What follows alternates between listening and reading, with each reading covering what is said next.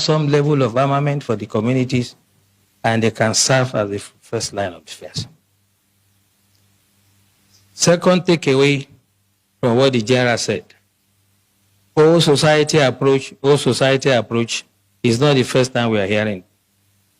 But what I'm saying, the way to do it is when we live here, those of us who have some influence, the elites in society, discuss with your communities, come to us, get some sort of approval and guidance, and then we can stop these criminals.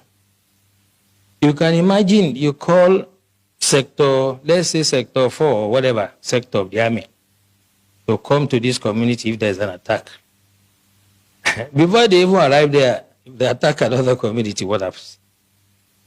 This is what we should take away from here.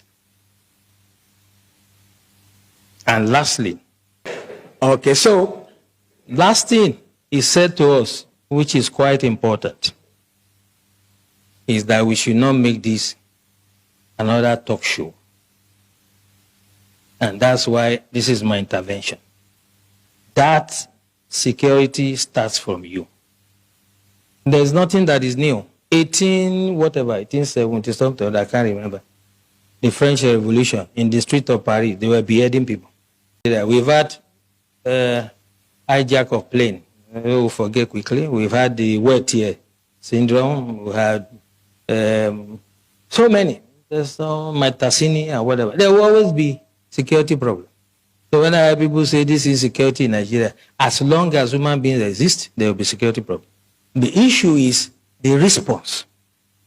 We have to take that mentality away. What is the security agencies doing?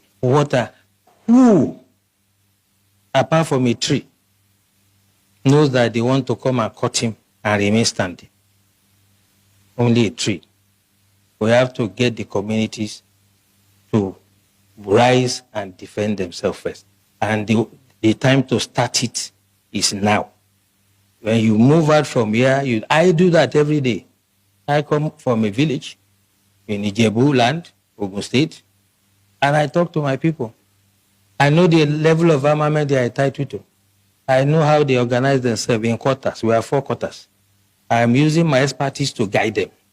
You cannot wait for the military to come and do everything. Greetings, everyone.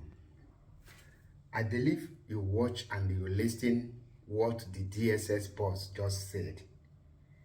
According to him, he said that you should defend yourself and you should also not wait for the military or the police or the security to come and protect you. In other words, you need to protect yourself. Now, I know when he said this, one thing that comes to your mind, or you will say, oh, let every individual arm themselves. If you have the money, go and buy AK-47 and keep your house for protection. That is not what that the man means.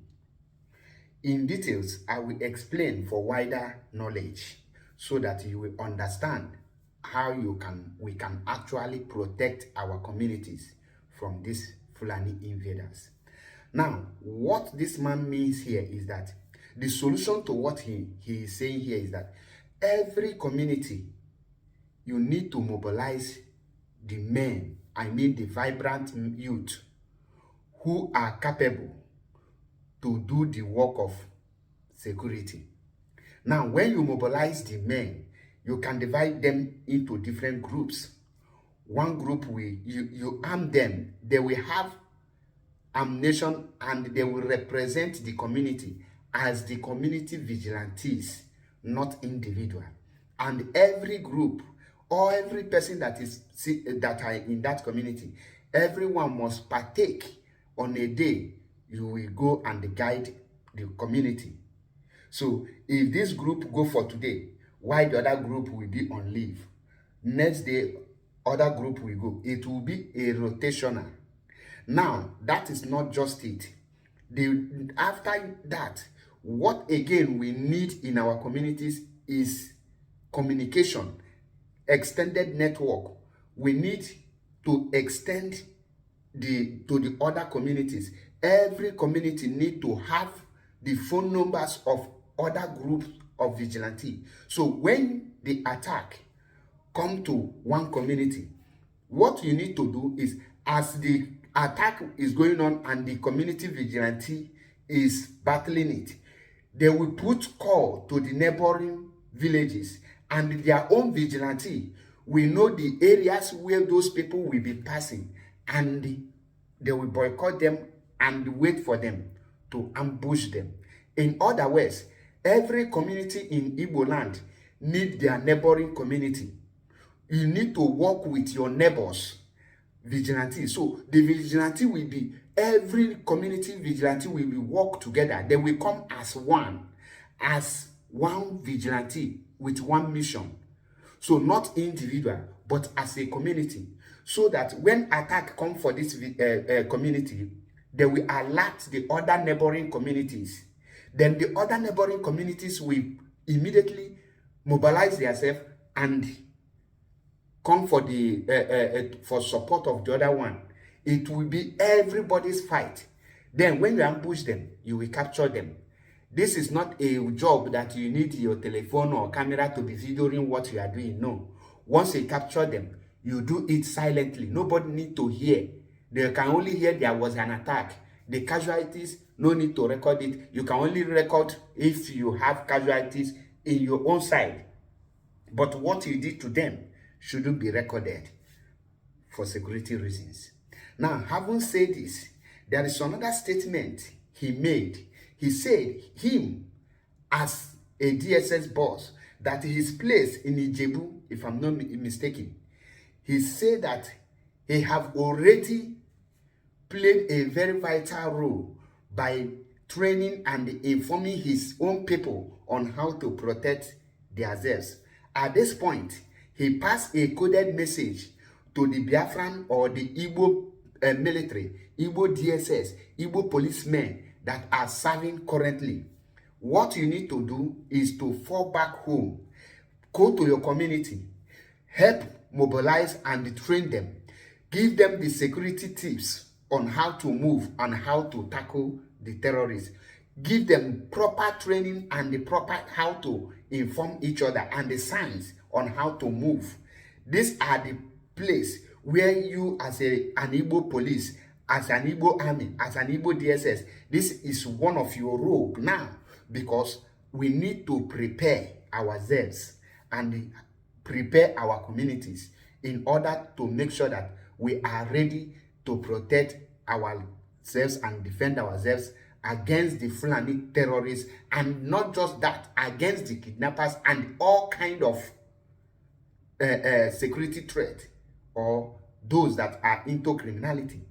This is the time we need to equip ourselves. So it's far from go and buy AK-47 and keep for your house, because you are not authorized to hang your AK-47 to go to your farm, or to hang your AK-47 to be moving around when you will be attacked to defend yourself. No. So attack can come to when you are on the road. So I don't want to say much because there's a lot to say, but for security reasons, I believe the message is well passed. So at this point, they let our people who are into different security agencies fall back to their various community and help mobilize them and train them and give them the network. Every community, if you are having a dispute with your brother or your neighboring community, the time to settle it is now, and work hand to hand. Because if Ihamufu and the other places where the Fulani has attacked in Igbo land have this knowledge and mobilize themselves and work together with their neighboring community, those Fulanis will not escape and they could have captured them. In other words, we must not fold our hands and be waiting for Nigerian security. The DSS boss have already said it all. Don't wait for them. They will never come. Now it is time for you to defend yourself officially so that it will not be illegally. You have to make it official vigilante. And at this point, let the traditional rulers and the governors help in equipping it.